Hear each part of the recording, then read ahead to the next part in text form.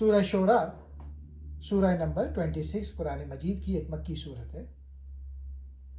محمد اسد صاحب نے اپنی کتاب دا میسج آف دا قرآن میں اسے دا پوئٹس، شاعر کا نام دیا ہے۔ یہ صورت مکے کے ابتدائی دور میں نازل ہوئی جب نبی کریم کو مشرکین کی مخالفت کا شدید دکھ تھا۔ آپ کی دعوت پر لوگ ایمان نہیں لا رہے تھے اور آپ صلی اللہ علیہ وآلہ وسلم خود کو اس غم میں مبتلا تھے کہ شاید وہ ایمان نہ لائیں۔ سورت میں 7 انبیاء کی کہانیاں بیان کی گئی ہیں تاکہ تسلی دی جائے کہ پچھلے پیغمبروں کے ساتھ بھی یہی ہوا، انکار، مخالفت، مگر اللہ نے سچائی کو غالب کیا۔ مرکزی پیغام محمد اسد کے انداز میں۔ قرآن ایک واضح کتاب ہے جو سب کو سمجھ آ سکتی ہے۔ نبی صلی اللہ علیہ وآلہ وسلم کو غم نہ کرو، اللہ جسے چاہے ہدایت دیتا ہے۔ اگر چاہتا تو آسمان سے نشانی اتار کے سب کو جھکا دیتا، مگر اللہ عقل و اختیار دیتا ہے۔ دہرائی جانے والی آیت۔ کیا انہوں نے زمین میں نہیں دیکھا کہ ہم نے کتنی قسمیں کی خوبصورت چیزیں اگائیں؟ اس میں نشانی ہے، مگر ان میں سے اکثر ایمان نہیں لاتے، اور بے شک تمہارا رب ہی غالب اور رحم والا ہے۔ یہ آیت 8 بار دہرائی گئی ہے ہر کہانی کے بعد تاکہ غور کرنے کی دعوت دی جائے۔ پچھلے انبیاء نوح، ہود، صالح، لوط، شعیب، موسیٰ کی کہانیاں بتاتی ہیں کہ انکار کرنے والوں کا انجام برا ہوتا ہے۔ شاعروں کی مذمت آخر میں۔ جھوٹے شاعر گمراہ کرتے ہیں، وہ ہر وادی میں بھٹکتے ہیں۔ صرف وہ شاعر اچھے ہیں جو ایمان لائیں، نیک عمل کریں اور اللہ کو یاد کریں۔ محمد اسد یہاں شاعری کو جھوٹی باتوں اور جذبات کی پرواز قرار دیتے ہیں جو لوگوں کو حق سے دور لے جاتی ہے۔ پہلا نقطہ، وہی بمقابلہ شاعری، سورہ کا نام۔ سورہ کے آخر میں شاعروں کا ذکر ہے جس کی بنیاد پہ اس کا نام رکھا گیا۔ محمد اسد یہاں ایک بہت اہم نقطہ بیان کرتے ہیں۔ شاعر اس دور کے شعراء محض تخیل کی دنیا میں رہتے تھے اور ایسی باتیں کرتے تھے جن پر خود عمل نہیں کرتے تھے۔ ان کا کلام محض جذباتیت پر مبنی تھا۔ وحی، اس کے برعکس قرآن کی وحی ٹھوس حقائق اور اخلاقی ذمہ داری پر مبنی ہے۔ اسد صاحب کہتے ہیں کہ قرآن انسان کو خیالی دنیا سے نکال کر عمل کی دنیا میں لاتا ہے۔ دوسرا نقطہ، انبیاء کا مشترکہ پیغام، دا یونیورسل میسج۔ اس سورہ میں حضرت موسیٰ، ابراہیم، نوح، ہود، صالح، لوط اور شعیب کے قصے بیان ہوئے ہیں۔ محمد اسد نوٹ کرتے ہیں کہ ہر نبی نے اپنی قوم سے ایک ہی بات کہی، میں تم سے اس یعنی تبلیغ پر کوئی اجر نہیں مانگتا، میرا اجر تو صرف رب العالمین کے ذمہ ہے۔ اسد کی تشریح۔ یہ جملہ ظاہر کرتا ہے کہ سچا مسلح وہ ہے جو بے غرض ہو۔ انبیاء کا مقصد اقتدار یا دولت نہیں بلکہ انسانیت کی فلاح تھا۔ حضرت ابراہیم کی دعا اور عقل۔ محمد اسد حضرت ابراہیم کے تذکرے میں ان کی اس دعا پہ زور دیتے ہیں جہاں وہ اللہ کو میرا پیدا کرنے والا، مجھے راستہ دکھانے والا اور مجھے کھانے پلانے والا پکارتے ہیں۔ اسد صاحب کے نزدیک یہ خدا شناسی کا وہ مقام ہے جہاں انسان کائنات کے ہر ذرے میں خالق کی حکمت دیکھتا ہے۔ یہ اندھی تقلید نہیں بلکہ شعوری ایمان ہے۔ چوتھا نقطہ، معجزات کی حقیقت۔ جب حضرت موسیٰ کے عصا یعنی لاٹھی کا ذکر آتا ہے تو محمد اسد اپنی مخصوص علمی روش اختیار کرتے ہیں۔ وہ کہتے ہیں کہ اللہ کے معجزات مادی قوانین کو توڑنے کے لیے نہیں بلکہ انسانی بصیرت کو بیدار کرنے کے لیے ہوتے ہیں۔ جادوگروں کا سجدے میں گر جانا اس بات کی دلیل تھا کہ انہوں نے ایک ایسی حقیقت کو پہچان لیا تھا جو انسانی فن سے بالاتر تھی۔ پانچواں نقطہ، قوموں کی تباہی کا سبب۔ مختلف قومیں جیسے عاد، سمود اور قوم لوط کے انجام کا ذکر کرتے ہوئے اسد صاحب بتاتے ہیں کہ ان کی تباہی صرف کفر کی وجہ سے نہیں بلکہ اخلاقی بگاڑ اور سماجی ناانصافی کی وجہ سے ہوئی۔ قوم عاد، طاقت کا غرور۔ قوم سمود، وسائل پر چند لوگوں کا قبضہ۔ قوم شعیب، ناپتول میں کمی، معاشی بددیانتی۔ محمد اسد کے مطابق یہ سورہ ہمیں پیغام دیتی ہے کہ نمبر 1، حق کی آواز ہمیشہ سادہ اور بے غرض ہوتی ہے، جبکہ باطل جیسے گمراہ کن شاعری یا پروپیگنڈا صرف الفاظ کا گورکھ دھندا ہوتا ہے۔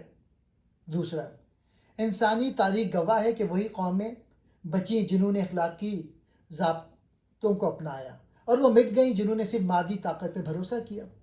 تیسرا، ایمان کا تقاضا یہ ہے کہ انسان جو کہے اس پر عمل بھی کرے۔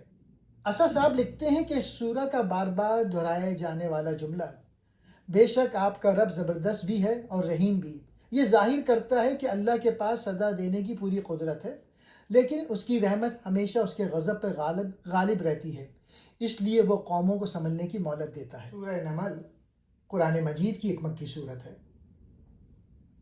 محمد اسد صاحب نے اپنی کتاب دا میسج آف دا قرآن میں اسے دا آنٹس، چیونٹیوں کا نام دیا ہے۔ محمد اسد عقل پسند اور منطقی مفسر ہیں جو قرآن کو غور و فکر، عقل، تاریخ اور انسانی فطرت کے تناظر میں سمجھاتے ہیں۔ وہ پرانی کہانیوں جیسے حضرت سلیمان علیہ السلام کو شاعرانہ تمثیل یا علامتی طور پہ دیکھتے ہیں جو اللہ کی قدرت، رحمت اور فطرت کے قوانین کو ظاہر کرتی ہیں۔ یہ صورت مکے کے دور میں نازل ہوئی جب مشرکین نبی کریم کی دعوت کا مذاق اڑاتے تھے اور آخرت کا انکار کرتے تھے۔ سورت میں 4 انبیاء کی کہانیاں بیان کی گئی ہیں تاکہ مشرکین کو بتایا جائے کہ اللہ کی سنت یعنی طریقہ ایک جیسا ہی ہے، پیغمبروں کی مخالفت ہوتی ہے مگر حق غالب آتا ہے۔ مرکزی پیغام: اللہ کی کتاب یعنی قرآن واضح رہنمائی ہے، مگر صرف خدا سے ڈرنے والوں کو فائدہ پہنچاتی ہے۔ اللہ کی قدرت ہر چیز پر حاوی ہے، چھوٹی چیوٹی سے لے کر بڑے بادشاہت تک۔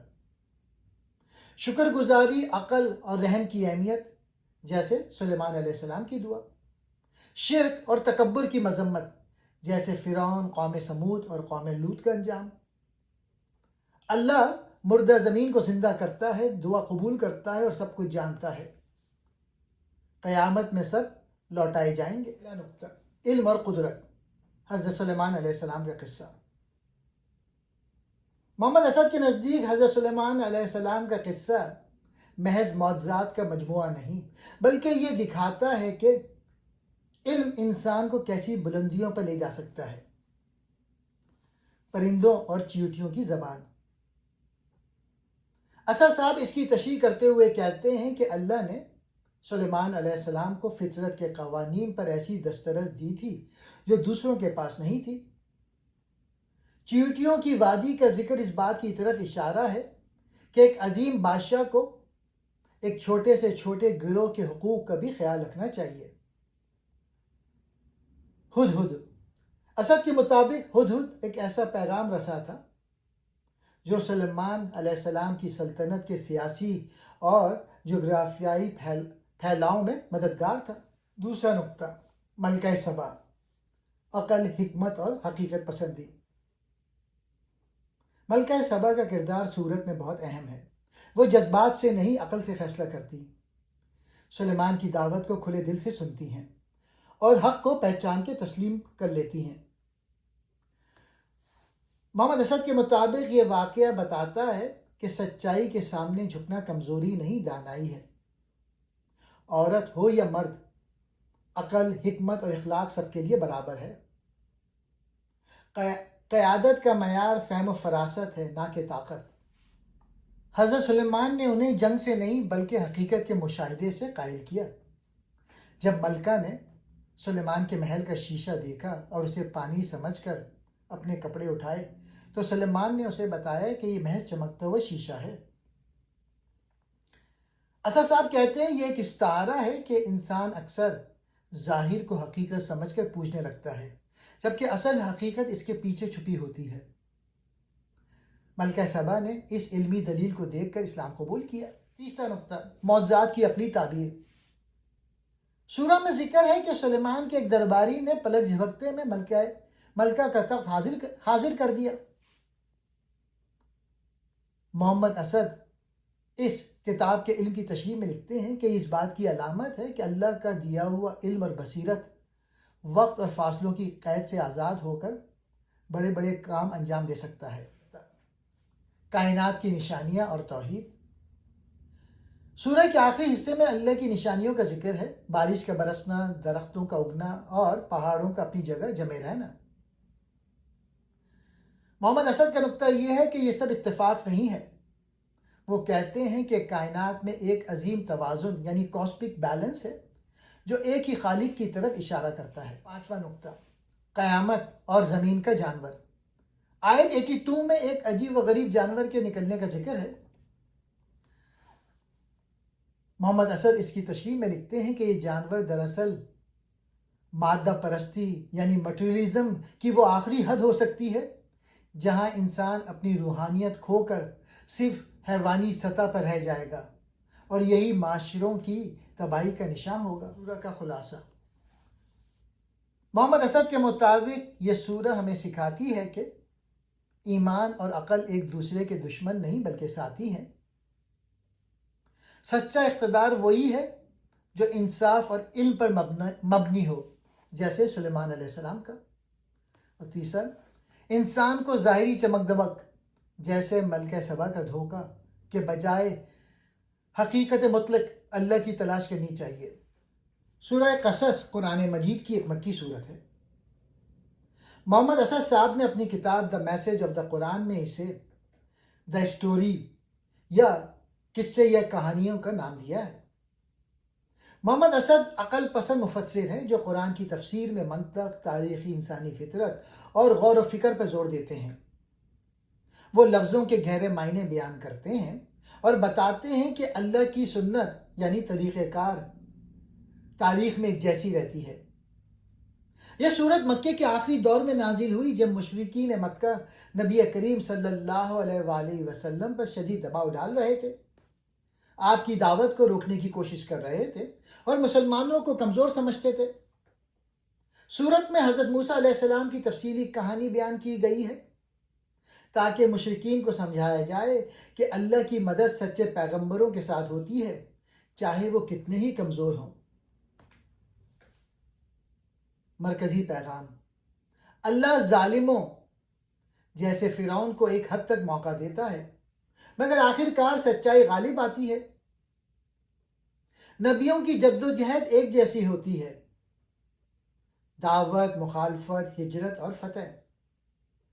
حضرت موسیٰ کی کہانی نبی کریم اور مسلمانوں کے لیے تسلی اور سبق ہے۔ دنیاوی طاقت، دولت اور تکبر جیسے قارون اور فرعون عارضی ہیں۔ اللہ جسے چاہے ہدایت دیتا ہے، مگر انسان کو غور و فکر کرنا چاہیے۔ اللہ کی نشانیاں ہر طرف ہیں، مگر عقل والے ہی ان سے سبق لیتے ہیں۔ پہلا نقطہ، فرعون اور حضرت موسیٰ علیہ السلام، طاقت کا تکبر۔ اس سورہ کا بڑا حصہ حضرت موسیٰ علیہ السلام کی زندگی کے ابتدائی حالات پر مشتمل ہے۔ محمد اسد یہاں چند اہم نکات بیان کرتے ہیں۔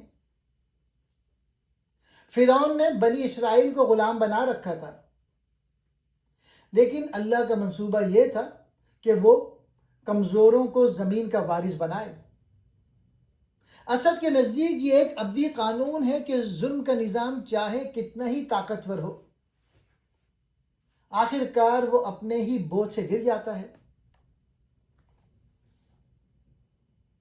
جب موسیٰ علیہ السلام سے نادانستہ طور پہ ایک شخص قتل ہوا تو اسد صاحب اسے ایک انسانی لغزش کے طور پہ دیکھتے ہیں، جس کے بعد موسیٰ علیہ السلام نے فوراً توبہ کی اور اللہ سے ہدایت مانگی۔ یہ ظاہر کرتا ہے کہ پیغمبر بھی انسان ہوتے ہیں اور اللہ کی طرف رجوع ہی اصل طاقت ہے۔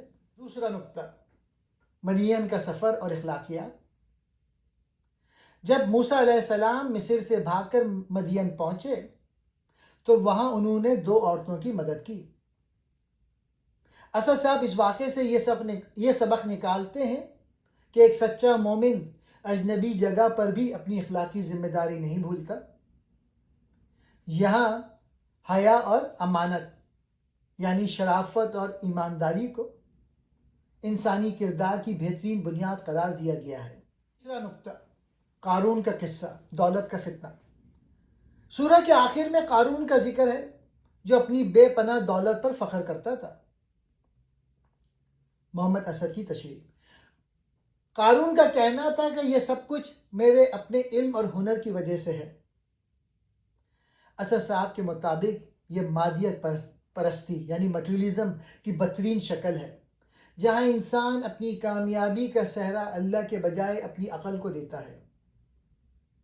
قارون کا زمین میں دھس جانا اس بات کی علامت ہے کہ وہ دولت جو اللہ کی راہ میں خرچ نہ ہو اور انسان کو مغرور بنا دے، وہی اس کی تباہی کا سبب بنتی ہے۔ نقطہ، ہدایت صرف اللہ کے ہاتھ میں ہے۔ ایک مشہور آیت 56 اس سورہ میں ہے، اے نبی، آپ جسے چاہیں ہدایت نہیں دے سکتے، بلکہ اللہ جسے چاہتا ہے ہدایت دیتا ہے۔ اسد صاحب اس کی وضاحت کرتے ہوئے کہتے ہیں کہ انسان کا کام صرف پیغام پہنچانا ہے۔ ہدایت ایک داخلی عمل ہے جو انسان کے اپنے سچی تلاش کرنے کے جذبے اور اللہ کی رحمت سے پیدا ہوتا ہے۔ پانچواں نقطہ، آخرت کا گھر کس کے لیے ہے؟ سورہ کا اختتام اس اعلان پہ ہوتا ہے کہ آخرت کا گھر ان کے لیے ہے جو زمین میں اپنی بڑائی یعنی تکبر نہیں چاہتے اور نہ فساد پھیلانا چاہتے ہیں۔ اسد کے نزدیک یہ پوری سورہ کا نچوڑ ہے، عاجزی ہی نجات کی کنجی ہے۔ خلاصہ، محمد اسد کے مطابق یہ سورہ ہمیں دو قسم کے فتنوں سے خبردار کرتی ہے۔ سیاسی فتنہ یعنی فرعون، جب انسان طاقت کے نشے میں خود کو خدا سمجھنے لگے۔ دوسرا، معاشی فتنہ یعنی قارون، جب انسان دولت کو اپنی ذاتی قابلیت کا نتیجہ سمجھے اور اسے اللہ کی دین نہ مانے۔ سورہ عنکبوت قرآن مجید کی ایک مکی سورت ہے۔ محمد اسد صاحب نے اپنی کتاب دا میسج آف دا قرآن میں اسے اسپائڈر یعنی مکڑی کا نام دیا ہے۔ محمد اسد ایک عقل پسند مفسر تھے جو قرآن کی تفسیر میں منطق، عقل، تاریخ اور انسانی فطرت پر زور دیتے ہیں۔ وہ لفظوں کے گہرے معنی بیان کرتے ہیں اور بتاتے ہیں کہ ایمان صرف زبان سے نہیں بلکہ عملی امتحان سے ثابت ہوتا ہے۔ یہ سورت مکے کے سخت وقت میں نازل ہوئی جب مشرکین مسلمانوں پر شدید ظلم و ستم کر رہے تھے۔ تشدد، بائیکاٹ، خاندانی دباؤ اور تکلیفیں۔ مسلمان کمزور تھے اور کچھ لوگ ایمان کا دعویٰ تو کرتے تھے مگر مشکلات دیکھ کر کمزور پڑ جاتے تھے۔ ایمان کا دعویٰ کرنا آسان ہے مگر امتحان سے گزرنا ضروری ہے۔ اللہ اور سچے اور جھوٹے کو الگ کرتا ہے۔ مشکلات اور مصیبت ایمان کو پاک کرتی ہیں جیسے آگ سونے کو۔ مکڑی کا گھر آیت 41 ایک طاقتور مثال ہے۔ شرک، جھوٹے عقائد اور دنیاوی سہارے بہت کمزور ہوتے ہیں۔ ہوا کا ایک جھونکا انہیں اڑا لے جاتا ہے۔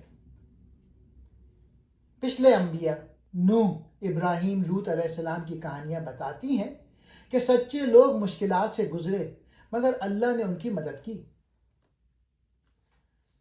اللہ کی نشانیاں ہر طرف ہیں مگر عقل والے ہی غور کرتے ہیں۔ قرآن پڑھو، نماز قائم کرو، یہ برائی سے روکتی ہے۔ اہل کتاب سے اچھے طریقے سے بحث کرو۔ پہلا نقطہ، ایمان صرف دعویٰ نہیں، آزمائش کا قانون۔